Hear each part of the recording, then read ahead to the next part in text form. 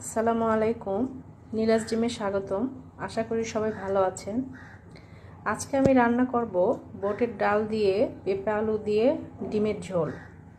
আমি এখানে কিছু পেঁয়াজ কুচি দিয়ে দিচ্ছি, কয়েকটা কাঁচামরিচ, লবণ, হলুদ, একটু মরিচের গুঁড়া দিয়ে দিচ্ছি কালার হওয়ার জন্য, আদা জিরা বাটা দিয়ে দিচ্ছি, একটু তেল দিয়ে দিচ্ছি, পানি দিয়ে আমি ডালটা সিদ্ধ করতে দিব।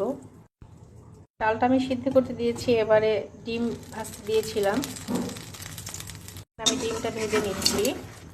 আমার ডিম ভাজা শেষ। আমি ডালটা একটু সিদ্ধ করে নিয়েছি। এবার পেঁপে আলুটা দিয়ে দিচ্ছি। পেঁপে আলু দিয়ে আমি আরও কিছুক্ষণ সিদ্ধ করে নিব। আমার ডাল পেঁপে আলু সব সিদ্ধ করা হয়ে গিয়েছে। এবার ডিমগুলো দিয়ে দিচ্ছি। ডিম দেওয়া শেষ, এবার পানি দিয়ে দিচ্ছি। আমার রান্নাটি হচ্ছে, আমার রান্না প্রায় শেষ। আমি একটু কিছুটা ধনেপাতা দিয়ে দিচ্ছি। ধনেপাতা আপনারা খেতে না চাইলে স্কিপ করতে পারেন। আমার রান্নাটি শেষ। ভিডিওটি ভালো লাগলে লাইক, ফলো, শেয়ার করে পাশে থাকবেন। সবাই ভালো থাকবেন। আল্লাহ হাফেজ।